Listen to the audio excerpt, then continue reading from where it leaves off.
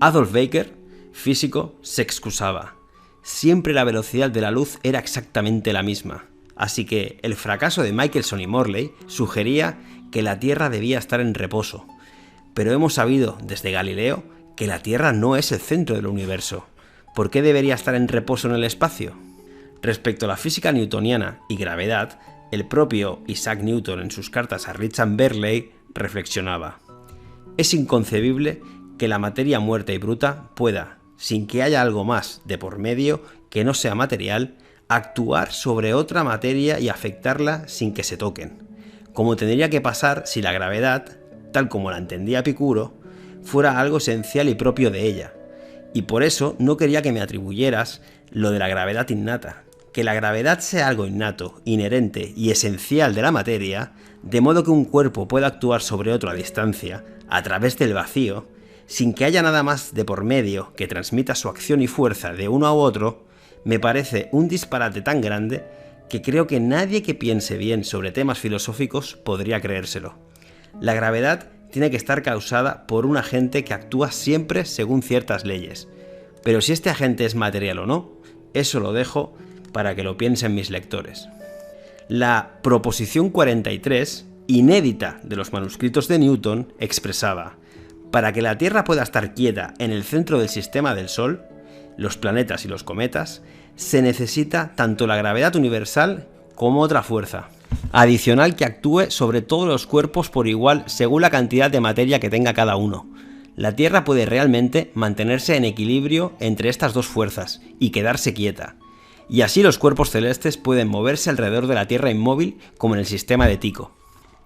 Respecto a la relatividad y el éter, Einstein, en su charla en Leiden, manifestaba: en 1905 yo pensaba que ya no se podía hablar del éter en física. Como veremos más adelante, cuando hablemos de la teoría general de la relatividad, sigue siendo posible introducir un medio que llene todo el espacio y suponer que los campos electromagnéticos son sus estados. Una vez más, el espacio vacío aparece con propiedades físicas, es decir, ya no como físicamente vacío, como parecía ser el caso según la relatividad especial. Se puede decir que el éter resucita en la teoría general de la relatividad. Los conceptos de espacio y éter se fusionan. Según la teoría general de la relatividad, el espacio tiene cualidades físicas, por lo tanto, en cierto sentido, existe un éter. Según la teoría general de la relatividad, el espacio sin éter es impensable, porque en tal espacio no solo sería imposible la propagación de la luz, sino que tampoco podrían existir los patrones de espacio y tiempo. Saunders y Brown, filósofos de la física, indicaban: hoy en día se reconoce que el vacío es un medio físico rico en propiedades.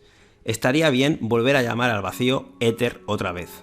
Ludwig Kostro, físico y filósofo de la ciencia, dice: la ciencia moderna tiene sus raíces en la filosofía griega antigua, que usaba la palabra éter para designar el tipo particular de materia que llena el universo. Retomar su uso en los comienzos de este nuevo siglo es ahora un hecho, ya que según la teoría general de la relatividad y otras ramas modernas de la física, el espacio y el tiempo del universo no constituyen un vacío, sino un plenum material estructurado caracterizado por diferentes cantidades físicas. La palabra histórica y tradicional éter es la más apropiada para expresar estas características del universo. Frank Wilczek, físico teórico y premio Nobel, expresó: antes del siglo XX, la física trataba de explicar cómo funcionaba la naturaleza. Durante el siglo XX nos volvimos mucho más ambiciosos. Estamos descubriendo qué es la naturaleza y la base es una entidad que yo llamo la malla, que llena el espacio y está llena de actividad espontánea. Se parece a la vieja idea del éter. Las cuatro fuerzas conocidas pueden unirse en una teoría unificada y los tipos de materia que parecen irremediablemente diferentes son solo aspectos distintos de una misma sustancia que lo abarca todo. Esto, compañeros, nos recuerda mucho a la lattice de la que hablaba Jacobo Greenberg. Robert Longin, físico que ganó el premio Nobel, advirtió: la palabra éter tiene connotaciones extremadamente negativas en la física teórica por su asociación pasada con la oposición a la relatividad. Esto es una lástima, porque captura bastante bien la forma en que la mayoría de los físicos realmente piensan sobre el vacío. El concepto moderno del vacío espacial, confirmado cada día por experimentos, es un éter relativista, pero no lo llamamos así porque es tabú. Respecto al multiverso, George Ellis expresaba: el caso extremo son las propuestas de multiverso donde no es posible hacer pruebas directas de observación de las hipótesis, ya que no se pueden ver los supuestos otros universos con ninguna observación. Y la física subyacente que se asume tampoco ha sido probada. En este contexto, uno tiene que reevaluar cuál es el núcleo de la ciencia. ¿Se puede mantener que uno tiene una teoría científica cuando las pruebas directas e incluso indirectas de la teoría son imposibles? Tim Folger, periodista científico que ha escrito sobre física y cosmología, exclamaba: llámalo chiripa, misterio, milagro o llámalo el mayor problema de la física. Sin recurrir a un creador benevolente, muchos físicos ven solo una explicación posible. Nuestro universo debe ser uno de quizás infinitos universos en el multiverso inconcebiblemente vasto. La mayoría de esos universos son estériles, pero algunos, como el nuestro, tienen condiciones aptas para la vida. La idea es polémica. Los críticos dicen que ni siquiera califica como teoría científica, porque la existencia de otros universos no puede probarse ni refutarse. Denis O'Leary escribía: el principio copernicano asume que nuestro planeta es uno entre un montón de ganadores, pero cuando hablamos del multiverso, asume que nuestro universo es un ganador solitario entre un montón de fracasos. Respecto al fondo cósmico de microondas, llamado eje del mal debido a que es una anomalía de las observaciones astronómicas de la propia radiación, que es quien permite una visión a gran escala del universo, al parecer da al plano del sistema solar y por ello a la ubicación de la Tierra una importancia más grande de la que se podría esperar por casualidad. Ashok Singhal, astrofísico, infería: la aparente alineación en el fondo cósmico de microondas en una dirección particular del espacio se llama maligna porque socava nuestras ideas sobre el modelo cosmológico estándar. Parece que el principio copernicano está en peligro. En la revista New Science se publicó: si el universo realmente contiene un eje así, esto contradeciría nuestras ideas actuales sobre el cosmos, que asumen que la materia y la energía están distribuidas uniformemente por todas partes y que el universo se ve prácticamente igual en todas las direcciones. Joseph Silk, astrofísico y cosmólogo, reflexionaba: los estudios de la radiación cósmica de fondo han confirmado la isotropía de la radiación, o sea, su uniformidad total en todas las direcciones. Si el universo tuviera un centro, tendríamos que estar muy cerca de él. Lawrence Krauss, físico y cosmólogo, se preguntaba: cuando miras el mapa cósmico, ves que la estructura que se observa está, de hecho, de una manera extraña, correlacionada con el plano de la Tierra alrededor del Sol. ¿Acaso es Copérnico volviendo para atormentarnos? Esto es una locura. Roger Penrose, físico matemático, decía: hay algo fundamentalmente mal en cómo estamos haciendo cosmología. Respecto a energía oscura y materia oscura, Gunther Scharf, físico matemático, explica: ahora tenemos cada vez más evidencia directa de que la materia oscura no existe en las galaxias. Entonces es poco probable que haya materia oscura escondida en algún otro lugar del universo. Por lo tanto, la cosmología del fondo cósmico de microondas, ampliamente aceptada, está en problemas. Por esta razón, vale la pena reconsiderar la expansión del universo empezando desde cero. Mordechai Milgrom, físico y profesor, asevera: la materia oscura es una excusa para el hecho de que las teorías gravitacionales no funcionan a escalas de las galaxias. Pavel Kroupa, astrofísico y profesor, exclama: el modelo de materia oscura ha fallado tantas veces que es como el emperador desnudo, pero aún así se enseña como un hecho establecido. En clases de física de la Universidad de Illinois se explica: se dice a menudo que el modelo de Tycho implica la ausencia de paralaje y que el de Copérnico requiere paralaje. Si se observara paralaje, un ticoniano flexible podría ajustar la teoría para explicarlo sin demasiada complejidad.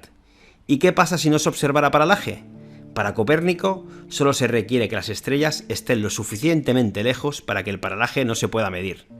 Como habrás adivinado, no hay ninguna observación pura que pueda distinguir si Tycho o Copérnico tenían razón.